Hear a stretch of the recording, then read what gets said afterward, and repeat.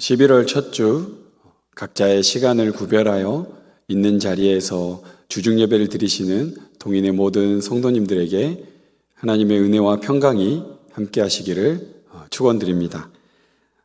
이번 주 요절 말씀은 시편 79편 13절 말씀입니다. 함께 암송하겠습니다. 우리는 주의 백성이요 주의 목장의 양이니 우리는 영원히 주께 감사하며 주의 영예를 대대에 전하리이다. 시편 79편 13절 말씀.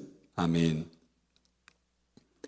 오늘 함께 읽은 요절은 시편 79편의 마지막 절인 13절입니다. 13절만 보면 이 시는 감사에 대한 시인가? 라고 생각이 들지만 시편 79편 전체를 읽어보면 시편 79편은 여호와 하나님께 대한 탄식시입니다. 그리고 오늘 읽었던 13절이 그 탄식시의 마지막 부분이죠. 우리가 어느 때에 하나님께 탄식하게 됩니까? 우리가 어떤 어려운 상황에 내몰렸는데 그 상황 속에서 하나님이 아무것도 하고 계시지 않은 것 같을 때 하나님께 도와달라고 호소하며 우리가 탄식하게 됩니다. 시편 79편 시인도 마찬가지로 이방 나라들의 하나님의 임재를 상징하는 성전을 더럽히고 예루살렘을 돌무더기로 만든 상황에서 하나님께 그 어려운 상황을 토로합니다. 또한 그들이 이스라엘 백성을 죽음으로 내몰았으며 결국 희생당한 사람을 묻어줄 사람이 없을 만큼 폐허가 되었다는 것이 시편 79편 앞부분에 나와 있습니다. 하나님의 선택받은 백성이 이스라엘 백성, 이 백성이 주님을 알지 못하는 이방 사람들에게 이렇게 조롱거리와 웃음거리가 된다는 것, 얼마나 비참하고 속상한 일일까요? 그래서 시인은 이런 상황에서 하나님께 간절히 탄식하고 있는 것입니다. 하나님이 구원의 하나님이시라면, 하나님이 약한 자들의 하나님이시라면, 하나님이 능력의 하나님이시라면 우리를 당신의 능력의 팔로 구원하시고 돌봐주시고 주님을 모독한 이웃 나라들을 심판하시고 갚아주시기를 바란다는 그 마음으로 탄식하고 있습니다. 그렇게 하나님께서 우리의 간절한 탄식을 들으신다면 우리는 주의 백성이자 우리는 주님께서 기르시는 양떼이기 때문에 우리가 그 주님께 감사드리며 주님을 영원히 찬양드리겠다는 고백이 오늘 요절 말씀 시편 79편 13절 말씀입니다. 그렇다면 시인이 이렇게 하나님께 탄식할 수 있었던 이유는 무엇일까요? 그 어려운 상황에서도 여전히 하나님께 대한 신뢰가 남아있기 때문입니다. 13절에 이렇게 고백되어 있죠. 우리는 주의 백성, 주의 목장의 양. 이것을 반대로 말하면 어떻게 되죠? 하나님은 우리의 왕, 하나님은 우리를 돌보시는 목자라는 그 신뢰의 고백이 이 고백 안에 담겨 있는 것입니다. 이 신뢰를 바탕으로 하나님께 대한 도움을 요청하며 마음껏 탄식하는 것이죠. 사랑하는 동인공동체의 성도 여러분, 시인과 같이 하나님이 우리에게 어떠한 분이신지를 신뢰하며 고백할 수 있기를 바랍니다. 하나님은 우리의 왕, 하나님은 양과 같은 우리를 돌보시는 목자입니다. 그 신뢰를 바탕으로 때로는 어려움 속에서 하나님께 탄식도 하고 그렇게 일하실 하나님께 대한 감사와 찬양이 넘치는 우리 모두가 되기를 축복합니다. 함께 찬양 부르시겠습니다. 찬송가 420장입니다. 찬송가 420장 너 성결케 위에 찬양 부르신 후에 나경희 권사님께서 기도 인도해 주시겠습니다.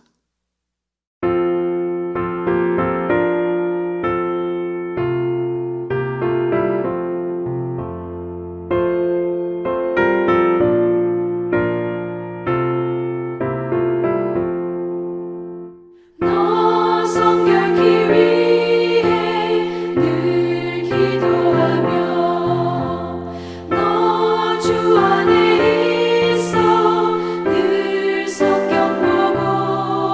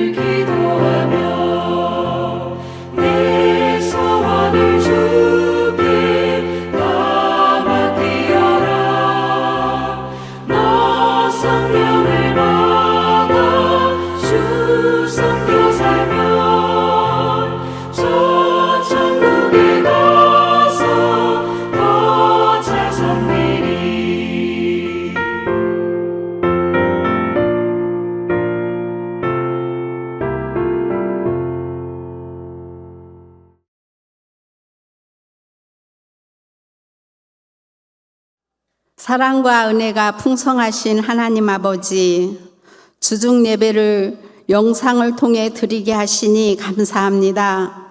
세상을 창조하시고 우리를 구원하사 자원하여 예배로 주님께 나아가게 하시니 감사합니다.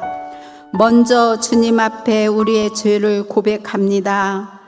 주님께 받은 은혜와 사랑을 잊고 세상과 타협하며 하나님 말씀보다 우리의 생각을 앞세우고 기도보다 걱정과 불평이 먼저 나왔던 우리의 입술을 깨끗게 하여 주옵소서.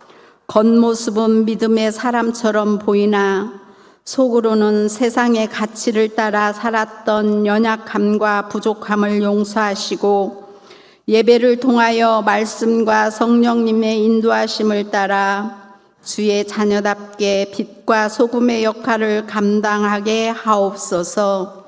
사랑의 하나님 아버지, 우리 동인교회가 이번 주 열정 터치 주간에 관심을 갖고 자발적으로 참여하여 예비 교인을 작정하고 금양로 기도로 새벽을 깨우며 나아가오니 우리의 신앙과 삶의 열정을 회복하고 정착되어 하나님을 기쁘게 하는 제물 되게 하옵소서.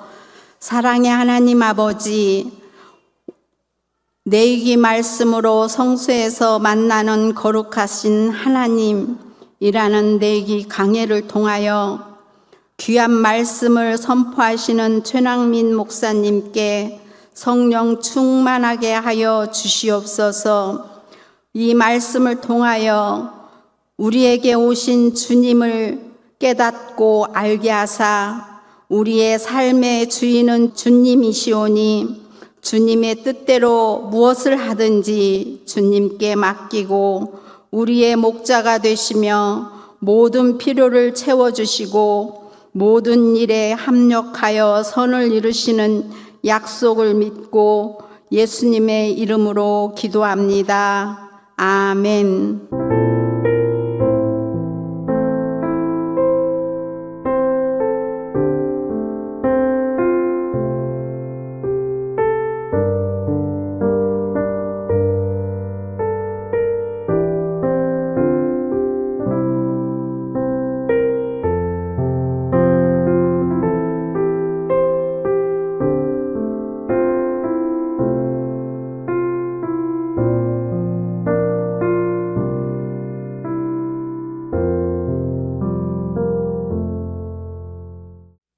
우리에게 주신 하나님의 말씀은 레위기 8장 1절에서 9절 말씀입니다.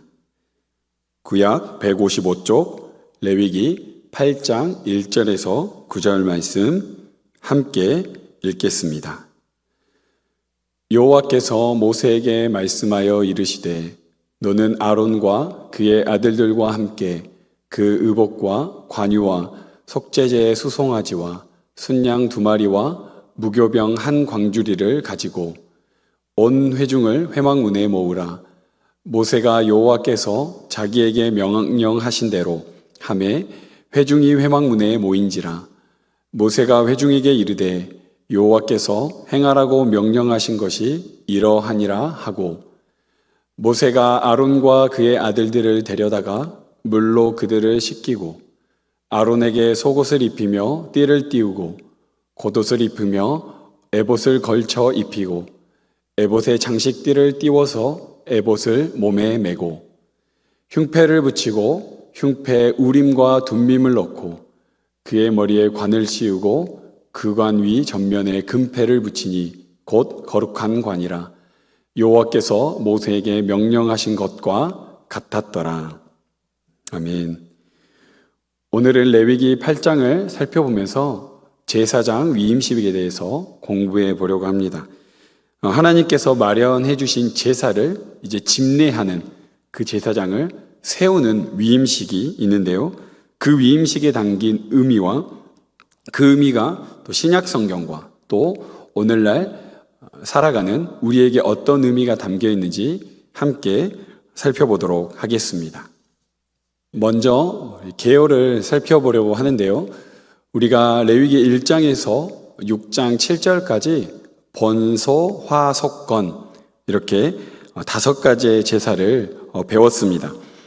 그리고 이제 레위기 6장 8절에서 그 7장까지는 또 한 번 제사에 대한 관련된 이야기가 나오는데 그 이야기는 넘어가고 이제 8장에서부터 10장까지 제사장 위임식부터 시작해서 이 부분을 함께 배워보려고 합니다. 레위기 8장에서 10장을 배우기 전에 우리 출애굽기 25장에서 40장의 그 내용을 기억해 보면요, 출애굽기에 나와 있는 이 뒷부분은 성막을 완성하는 장면이 나옵니다. 아주 자세한 내용을 다루어서 어떻게 보면 설계도를 하나님께서 먼저 주시고 브살렐과 오홀리압이라는 사람을 통해서 실제로 성막을 완성해 가서 그곳에 이스라엘과 함께 하겠다라는 하나님의 함께 하심을 나타냅니다. 그리고 우리가 앞에서 배웠던 레위기 1장에서 7장은 제사 규정에 대해서 알려주시죠. 그러면 성막이 있고 그곳에서 하나님과 함께 하심이 있고 그곳에 하나님이 이스라엘 백성들과 더욱 친밀하게 함께하기 위한 제사가 주어져 있다면 그 제사를 이제 집례할 사람이 세워질 차례입니다. 그게 바로 레위기 8장에서 10장 내용에 다루어질 내용인 것이죠. 좀 더 구체적으로 보면요, 레위기 8장은 아론과 그 아들들의 제사장 위임식입니다. 아직까지는 제사장이 있진 않습니다. 그래서 레위기 8장에 위임식을 진행하는 사람은 임시적으로 모세가 진행합니다. 그리고 레위기 9장에서는 그 아론의 첫 번째 제사가 진행되고요. 레위기 10장에서는 조금 끔찍한 이야기지만 잘못된 제사로 인한 나답과 아비후의 심판 사건, 그리고 그 사건을 처리하는 내용에 대해서 나옵니다. 이렇게 레위기 8장에서 10장까지의 내용을 함께 배워보려고 합니다. 그렇다면 제사장이라는 의미가 어떤 것인지 좀 살펴보려고 하는데요. 제사장은 히브리어로 코헨이라고 합니다. 이것은 히브리어 쿤, 확고히 서 있다라는 뜻인데요. 이것과 관계된 파생어입니다. 그러니까 쿤이라는 단어가 확고히 서 있다라는 건데 제사장은 바로 하나님 앞에 서 있는 종임을 나타내는 뜻입니다. 그래서 아론과 그 후손이 오늘 이 제사장 위임식을 통해 세워지고 그것이 세습되어서 이어집니다. 왜냐하면 그 제사장의 직무는 전문화적이기 때문에 아무나 할 수 있는 것이 아니라 아론 계열의 후손들이 이 일들을 해 나가는 것이죠. 그리고 이 오늘 레위기 8장은 출애굽기 29장과 평행 본문입니다. 출애굽기 29장은 앞으로 있게 될 제사장 위임에 대한 말씀을 적어놨습니다. 그리고 오늘 함께 살펴볼 레위기 8장은 출애굽기 29장의 명령이 이루어졌음을 보이는데요. 우리 각각 말씀의 8장의 뒤에 보면 9절의 끝에 보면 여호와께서 모세에게 명령하신 것과 같았더라. 그래서 각 절마다 끊어지는 뒷부분을 보면 13절 또 17절 21절 보면 여호와께서 모세에게 말씀하신 대로, 이건 바로 출애굽기 29장에 이미 말했던 것에 대해서 이제 눈앞에서 실제로 순종함으로 이루어졌다라는 것을 알려줍니다. 출애굽기 29장에 있는 말씀이 실현되는 장면이 바로 레위기 8장입니다. 아까 레위기 8장에 대해서 잠시 말씀드렸는데 여기에서는 아직 제사장이 세워지지 않습니다. 그래서 모세의 역할이 참 중요한데요. 대제사장 아론을 위임한 제사장이 바로 모세이고 최초 제사를 집전한 사람이 바로 모세입니다. 그리고 8장 뒷부분에 보면 하나님의 뜻을 전하게 되는데요. 이것은 바로 선지자의 역할을 모세가 또 감당하게 되죠. 바로 제사장과 선지자의 모형이 바로 모세가 되고 그 모형을 원본으로 가져오신 분이 바로 우리가 믿고 있는 예수 그리스도입니다. 모세의 역할이 레위기 8장에서 중요하게 감당하고 있습니다. 우리 구조로 넘어가면요. 8장 1절에서 4절은 위임식 준비 부분이 언급되고 8장 5절에서 32절까지는 위임식이 거행되는 아주 세세한 내용이 나옵니다. 그리고 마지막 33절에서 36절은 7일간의 위임식 행사를 요약하면서 8장의 내용이 마무리됩니다. 이 세 가지 큰 구조 안에서 본문 안으로 자세히 살펴보도록 하겠습니다. 8장 2절에 보면 그 위임식을 위해서 준비할 대상과 품목이 총 7가지가 나옵니다. 이런 말씀을 보시면 너는 아론 첫 번째, 두 번째 그의 아들들, 그리고 그의 의복, 그리고 네 번째 관유, 다섯 번째 속죄제의 송아지, 그리고 여섯 번째 순양 2마리, 마지막 7번째로 무교병 한 광주리라고 해서 위임식에 쓰일 물건들 그리고 사람들이 언급되어 있습니다. 그리고 나서 3절에 온 회중을 회막문에 모읍니다. 사실 숫자적으로 출애굽 이후에 요단 동편에 가서 다시 가나안 땅에 들어갈 사람들이 200만 명이라고 추정했을 때 그 회막문에 200만 명이 다 모인다는 것은 사실 쉽지 않습니다. 그래서 이 문맥상 회중을 대표하는 사람들이 모여서 또 회중으로 흩어져 이 사람들이 전달하지 않았을까라고 보는 것이 가장 자연스럽습니다. 공적인 선포를 하기 위해서 이 사람들을 소집합니다. 왜냐하면 처음으로 제사장을 세우는 이 장면이기 때문에 아주 중요한 장면을 온 회중에게 전달하는 것입니다. 그리고 이제 위임식이 거행되는 게 5절부터 32절까지 이제 진행됩니다. 총 4단계로 나누어져 있는데요. 6절에 물로 씻는 장면, 7절에서 9절은 예복, 몸에 착용하는 것들의 내용이 나오고, 그리고 10절, 12절 도유 관유라는 것은 도유, 기름을 바르는 것, 관유, 기름을 붓는 것. 그래서 기름 부음과 기름 바름의 예식이 나오고요. 그리고 위임식에 관한 제사, 속죄제, 번제, 위임 제물들이 어떻게 드려지는지 그 제사가 14절에서 32절에 나옵니다. 우리 6절부터 한번 자세히 보도록 하겠습니다. 6절, 모세가 아론과 그의 아들들을 데려다가 물로 그들을 씻기고 몸을 씻는 의식이죠. 오늘 말씀을 8장을 쭉 보면서 계속 나오는 건 사실 깨끗하게 하는 것, 바로 정결의식이 많이 나옵니다. 이건 무엇을 뜻하죠? 제사장은 거룩한 신분을 나타냅니다. 왜 그렇습니까? 바로 가장 가까이 나아가야 할 그 하나님이 가장 거룩하신 분이기 때문에 이 복잡해 보이는 것은 한 단어로 압축하면 거룩해지는 과정입니다. 그만큼 하나님 앞에 나아가는 것이 죄인된 우리의 모습으로는 나아가기 쉽지 않음을 알 수 있습니다. 그리고 여기서 한 번 더 이렇게 어려운 과정들을 거치는 걸 생각해 보면서 신약 시대를 살아가는 우리는 얼마나 큰 은혜인가. 예수님의 보혈의 피로 단번에 하나님 앞에 나아갈 수 있는 것. 이 레위기를 볼수록 복잡하다가 아니라 지금 새로운 신약 시대의 놀라운 은혜가 더욱 크다는 것을 우리는 깨달아 알 수 있는 것이죠.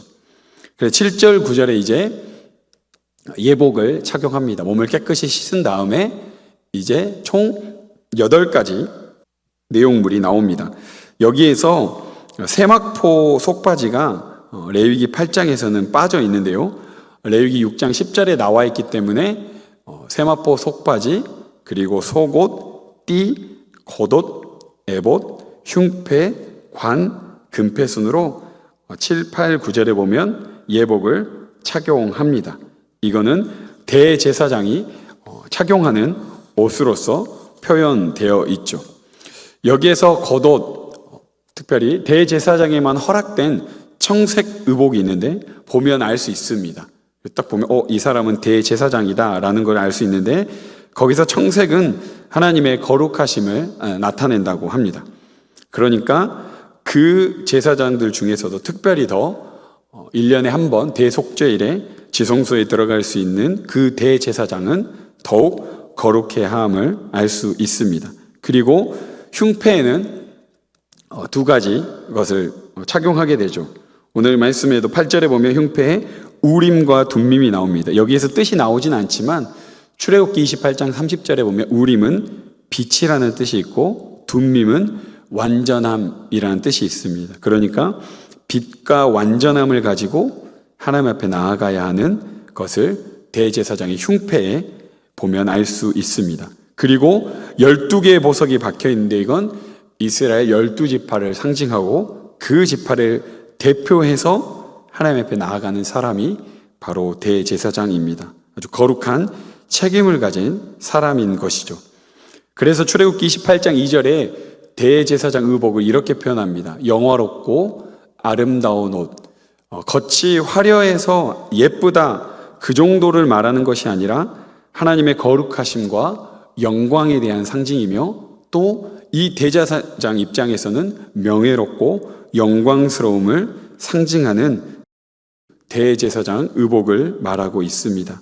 아주 복잡한 것 같지만 결국 하나님 앞에 어떻게 준비돼서 나아가야 하는지를 입는 옷에서부터 알 수 있는 것이죠. 그리고 그렇게 옷을 입고 난 뒤에 10절에서 13절 기름 바름과 기름 부음의 예식이 있습니다. 아까 도유와 관유의 예식이라고 했는데요. 10절에서 11절 여기에는 기름 바름의 의식이 있습니다. 제가 읽어드립니다. 모세가 관유를 가져다가 성막과 그 안에 있는 모든 것에 발라 거룩하게 하고 또 제단에 7번 뿌리고 그 제단과 그 모든 기구와 물두멍과 그 받침에 발라 거룩하게 하고 이 바르게 하는 의식은 역시나 거룩하게 하는 의식입니다. 그 바르는 장소는 10절, 11절에 나와 있죠. 장막과 그 안의 기물, 단과 뜰에 있는 기구입니다. 거기 있는 기구들 아직 사용하지 않았기 때문에 이제 거룩하게 시작하는 행위를 보여주는 것이죠. 그리고 12절에는 기름 부음의 의식이 있습니다. 또 관유를 아론의 머리에 붓고 그에게 발라 거룩하게 하고 13절 모세가 또 아론의 아들들을 데려다가 그들의 속옷을 입히고 띠를 띠우며 관을 씌웠으니 여호와께서 모세에게 명령하신 것과 같았더라. 아론의 머리 위에 붓고 바른 다음 이제 대제사장 아론 다음으로 아론의 아들들에게 예복을 입힙니다. 그러나 대제사장과 옷의 종류가 좀 더 간소해집니다. 일반 제사장들의 세 가지 의복이 나오는데요. 바로 속옷, 띠, 관입니다. 그래서 흰색 옷을 입고 띠와 관을 쓰고 있는 그러니까 청색 옷에 흉패와 12보석이 박힌 대제사장과는 조금 다른 일반 제사장들의 의복을 말하고 있죠. 그리고 나서 이제 위임식 제사가 14절에서부터 32절까지 진행됩니다. 첫 번째로 14절에서 17절은 속죄제가 진행되는데요. 14절에 아론과 그의 아들들이 수송아지에 안수를 합니다. 그럼 제사 기억하시죠? 왔을 때 제사장들이 다 하는 건 아닙니다. 제사를 드려야 할 사람이 가져와서 그 사람의 죄를 이 제물에게 옮기는 행위, 그리고 이 제물이 곧 나라는 행위를 안수로서 드러내는 거죠. 그렇기 때문에 아론과 그의 아들들이 수송아지에 안수합니다. 그리고 15절에 피뿌림 의식을 합니다. 제물의 피를 제단 뿔에 바르고 제단 밑에 쏟죠. 바르는 것은 깨끗하게 하는 것이고 그 피를 쏟는 것은 거룩하게 함을 상징합니다. 그리고 앞에서 배웠던 속죄제 내용처럼 16절에 기름과 내장을 번제단 위에서 다 불사르고 그리고 가죽과 고기와 똥을 진영 밖에서 불사르는 그 똑같은 속죄제의 순서를 거칩니다. 그러나 레위기 4장에서 배웠던 속죄제와 좀 차이가 있는데요. 그 차이는 핏뿌림의 의식의 차이가 조금 있습니다. 레위기 4장에서는 휘장과 향단에서 그 피를 뿌리는 것이 나오는데 지금 이 첫 번째 제사장 속죄제에서는 아직 제사장들이 성소에 들어가지 않아서 그곳이 오염되지 않았기 때문에 휘장과 향단에 뿌리는 장면이 나오지 않습니다. 그렇게 차이가 있는 것을 보고 있고요. 또 하나의 차이는 모세가 이 의식을 집전합니다. 레위기 4장에서는 제사장들이 이 피뿌림 의식을 행하지만 아직 제사장이 세워져 있지 않기 때문에 모세가 레위기 8장에서만큼은 제사장을 대신하여 역할을 수행하고 있는 것이죠. 그리고 두 번째로는 속죄제 이후에 번제를 드립니다. 번제의 의미 기억하시나요? 나의 온 전부를 드리는 헌신의 의미를 담고 있는 것이죠. 18절 말씀입니다. 또 번제의 순양을 드릴새 아론과 그의 아들들이 그 순양의 머리에 안수하며 19절 모세가 잡아 그 피를 제단 사방에 뿌리고, 여기에서 아직 제사장 신분이 아니기 때문에 여전히 아론과 그의 아들들이 제물을 드리는 사람으로서 헌제자로서 안수를 하고 19절에 그 모세가 피를 뿌리는 장면이 역시 속죄제와 마찬가지로 나옵니다. 그래서 번제물을 도살하는 사람은 아론과 그의 아들들이고 제사장 역할을 하는 사람은 바로 모세인 것이죠. 이렇게 아론과 그의 아들들이 하나님께 온 삶을 드린다는 번제를 드리는 장면도 18절에서 21절까지 나옵니다. 그리고 위임제가 22절에서 32절에 나옵니다. 22절 앞부분 함께 읽어보겠습니다. 또 다른 순양 곧 위임식 순양을 드릴새 아론과 그의 아들들이 그 순양의 머리에 안수하매. 여기 표현이 나오죠. 위임식의 순양을 드리는 장면이 나옵니다. 그리고 독특한 장면이 23절에서 24절에 나옵니다. 피바름의 의식이 좀 독특한데요.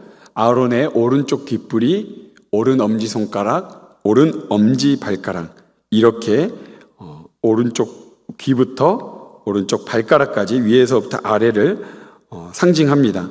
이것은 그 끝에만 바른다고 해서 그 끝만 얘기하는 것이 아니라 우리 몸의 끝에 있는 부분으로서 몸 전체를 성결케 하는 것을 상징적으로 보여주는 것이죠. 그래서 이것에 대한 의미가 세 가지 정도 살펴볼 수 있는데요. 이것은 통과 의례적으로 아직은 제사장이 되지 않았기 때문에 이제 일반 평민에서 이 의식을 거침을 통하여서 정결케 되고 성결케 되어 이제 이 제사를 집전할 수 있는 제사장이 되었다는 것을 보여주는 이 피바름 의식이고요.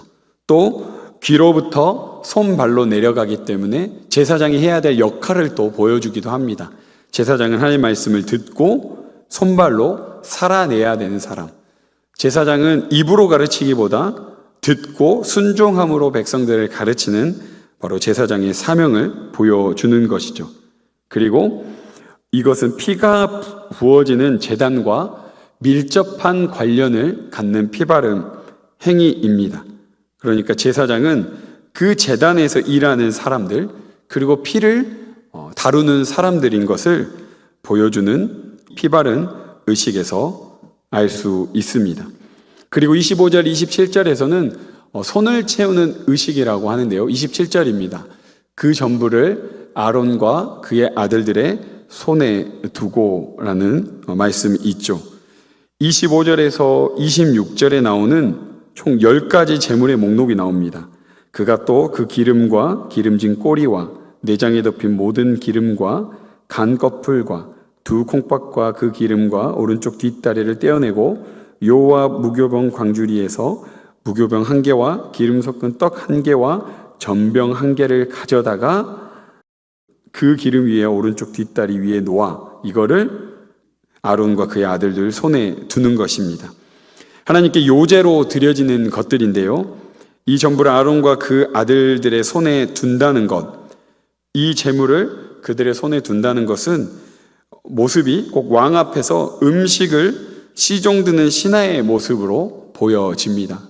그러니까 이 모습으로 상징할 수 있는 건 이들은 자신들이 주인공이 아니라 하나님 앞에서 종이 된다는 것이죠.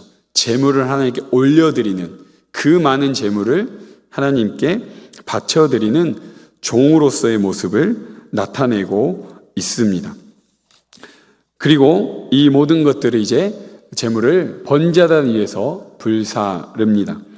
특별히 29절에 보면 이에 모세가 그 가슴을 가져다가 여호와 앞에 흔들어 요제를 삼았으니 이는 위인식에서 잡은 순양 중 모세의 몫이라 여호와께서 모세에게 명령하심과 같았더라. 이 가슴 부분은 누구의 몫이라고 나오죠? 모세의 몫이라고 나옵니다. 제사장에게 돌아갈 몫이 있는데 지금 이 상황에서는 제사장 역할을 하고 있는 부분이 바로 모세이기 때문에 이 부분을 모세에게 주고 이 이후에 제사로서 드려졌을 때는 아론과 그의 자손들에게 돌아갈 몫을 말하고 있는 것이죠. 그리고 30절에 기름 바름과 또 핏부림의 의식이 진행됩니다. 이것도 제사장 의복을 거룩하게 하는 건데요. 이제 여기에서 기름 바름과 핏부림 의식은 이걸로써 마무리됩니다.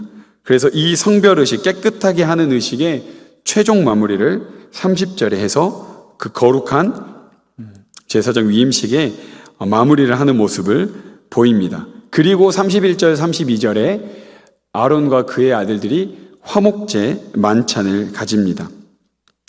장소는 회막문과 번제단 입구 사이에서 아론과 그의 아들들이 위임식 숙량의 고기와 떡을 31절에 보면 서로 먹는 모습이 나오죠. 사실 이 모습을 봐서 아마 위임식 제사는 화목제였을 것이라고 충분히 추론할 수 있습니다. 5가지 제사 중에 유일하게 백성들과 서로 나누어 먹는 제사가 화목제이기 때문이죠. 그리고 거기에서 고기와 떡에 남은 부분은 다른 사람이 일반 백성이 먹을 수 없는 이 고기이기 때문에 다 불살라서 부정케 되지 않도록 처리하게 됩니다. 이렇게 위임제까지 마무리하고 나면 일주일간의 위임식 행사가 33절에서 36절에 설명 나옵니다. 33절 제가 읽어드리겠습니다. 위임식은 이래 동안 행하나니 위임식이 끝나는 날까지 이래 동안은 회막문에 나가지 말라. 여기서 정보가 나오죠. 위임식 기간은 무려 7일간 진행됩니다. 그리고 이 일주일 동안 회막문에 머무르면서 그들은 그곳에서 나갈 수 없는 것입니다. 그리고 36절에 아론과 그의 아들들이 여호와께서 모세를 통하여 명령하신 모든 일을 준행하니라. 지금까지 모세를 통해 하나님께서 언급하신 모든 내용을 아론과 그의 아들들이 순종함으로 이 위임식이 마쳤다는 것을 말하면서 오늘 레위기 8장은 마무리가 됩니다. 이 레위기 8장을 통해서 우리는 제사장의 신분과 사명을 다시 한번 생각해 볼 필요가 있는데요. 첫 번째로 제사장은 어떤 사람이죠? 네, 거룩한 사람입니다. 많이 반복된 것이 바로 핏부림과 기름 부음 발음이 나오죠. 그렇게 하나님께 구별된 사람으로서 하나님께 나아가야 될 사람으로 거룩한 사람인 것입니다. 두 번째, 오른쪽 귓부리부터 오른쪽 발가락까지 기억하시죠? 그 피바름 행위는 바로 하나님의 말씀을 듣고 행해야 되는 순종의 사람을 나타냅니다. 그리고 아까 10가지 제물을 손에 받쳐서 하나님께 요제로 드렸던 그 모습, 바로 하나님을 수종드는 사람, 바로 하나님의 종을 나타냅니다.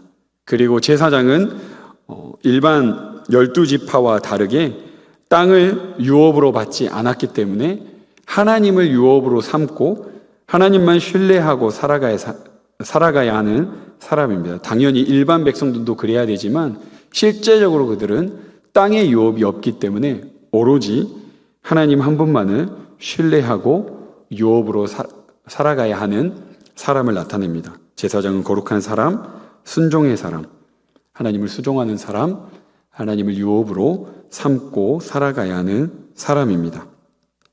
그렇다면 제사장과 신약과의 관계는 어떻게 될까요? 특별히 대제사장과 또 의복과 그 그리스도를 연결해 볼 수 있는데요. 히브리서에서는 특히 이렇게 말합니다. 앞에 부분을 좀 잘라 있지만 제가 읽어드리겠습니다. 이러한 대제사장은 우리에게 합당하니 거룩하고 악이 없고 더러움이 없고 죄인에게서 떠나 계시고 하늘보다 높이 되신 이라. 히브리서 7장 26절에 이렇게 말합니다.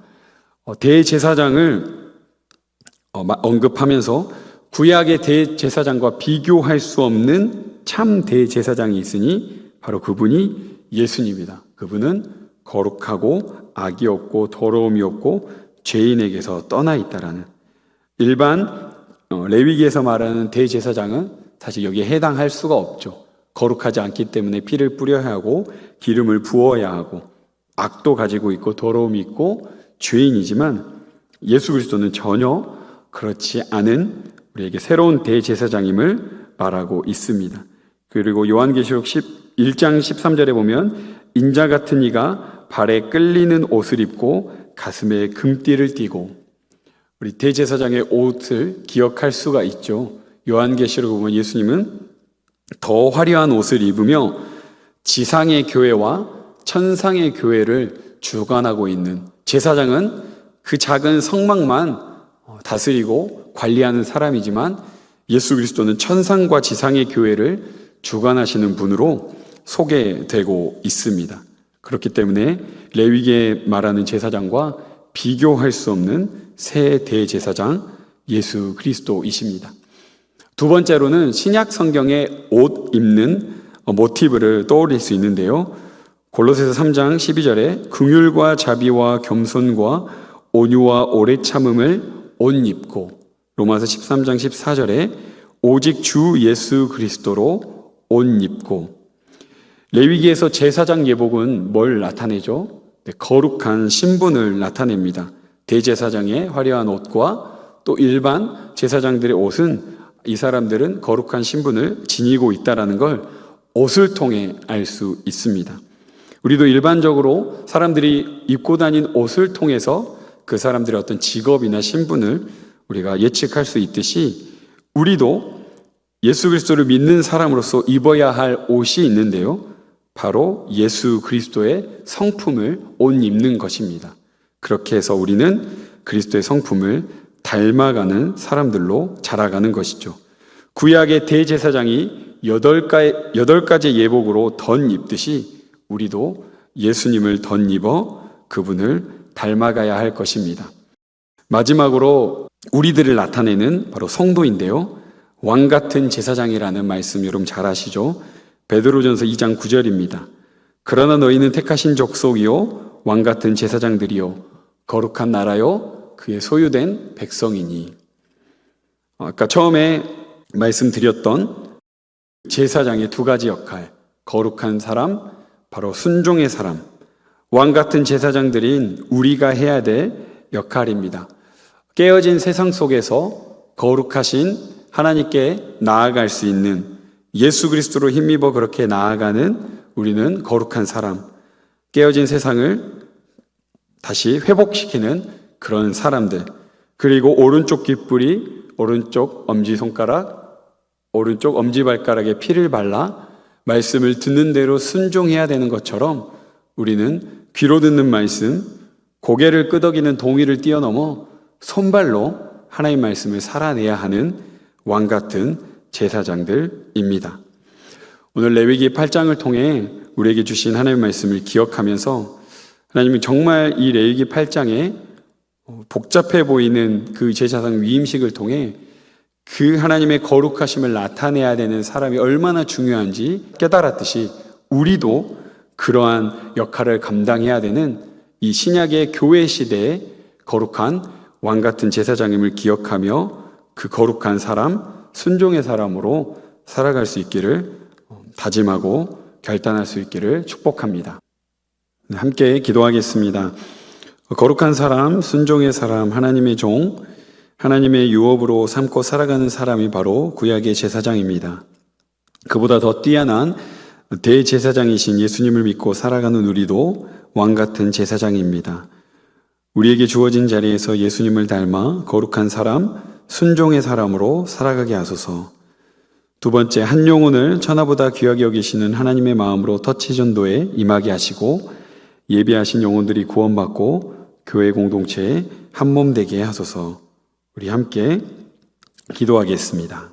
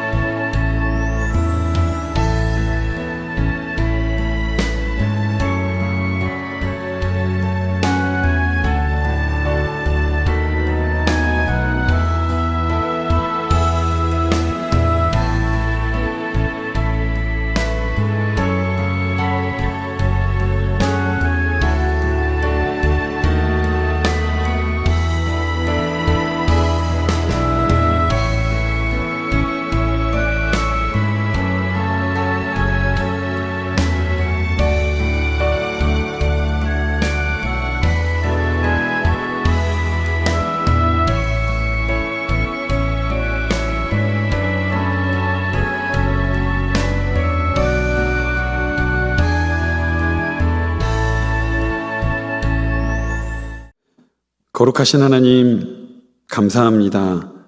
우리가 시간을 내어 각자 주어진 자리에서 주중 예배를 드리오니 레위기 말씀을 통하여 주시는 은혜로 남은 일주일도 주님 은혜 안에서 잘 살아가게 하옵소서. 오늘 함께 나눈 레위기 말씀을 기억합니다. 하나님이 이스라엘 백성과 함께 하시겠다는 성막에서 그 백성들에게 허락하신 제사 제도를 집례할 제사장들을 세우셨습니다. 그 중에서 아론과 그의 아들들을 이스라엘을 대표해서 하나님의 거룩하심과 영광을 드러내 제사장으로 세우셨습니다. 그러나 구약의 대제사장보다 비교할 수 없이 뛰어난 새로운 대제사장이신 예수님을 우리에게 보내주시고 우리는 그 예수님을 힘입어 하나님 앞에 담대히 나아갈 수 있게 되었음에 감사드립니다. 이제 우리도 왕같은 제사장이라는 신분을 기억하며 세상 속에서 거룩한 사람, 순종의 사람으로서 살아가게 하옵소서. 우리는 지금 열정 터치 주간을 보내고 있습니다. 동인 공동체 성도 모두가 복음에 대한 열정, 영혼 사랑에 대한 열정을 가지고 작정한 예비 교인들을 만나고 그들을 위해 기도함으로 터치하게 하옵소서. 또한 새벽 터치 기간을 보내며 작정한 예비 교인들과 각자의 기도 제목을 주께 맡기며 기도하오니 우리가 드리는 기도가 하나님의 때와 방법으로 응답되게 하시고 한 영혼이 주께로 돌아오는 하늘의 기쁨을 맛보게 하옵소서. 이제 올해도 2달 정도밖에 남지 않았습니다. 올 한 해를 돌이켜보며 내 주변 가족과 이웃을 더 사랑하고 용납하게 하시고 하나님께는 감사와 영광을 돌리게 하옵소서. 동인의 성도들이 간절함으로 하나님께 올려드리는 기도 제목이 있습니다.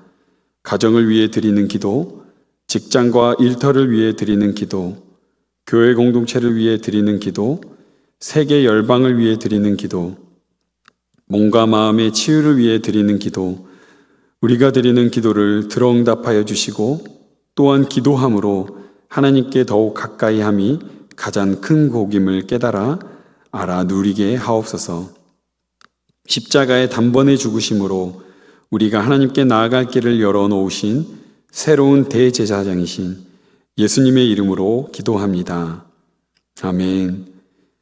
하늘에 계신 우리 아버지, 아버지의 이름을 거룩하게 하시며 아버지의 나라가 오게 하시며 아버지의 뜻이 하늘에서와 같이 땅에서도 이루어지게 하소서. 오늘 우리에게 일용할 양식을 주시고 우리가 우리에게 잘못한 사람을 용서하여 준 것 같이 우리 죄를 용서하여 주시고 우리를 시험에 빠지지 않게 하시고 악에서 구하소서. 나라와 권능과 영광이 영원히 아버지의 것입니다. 아멘.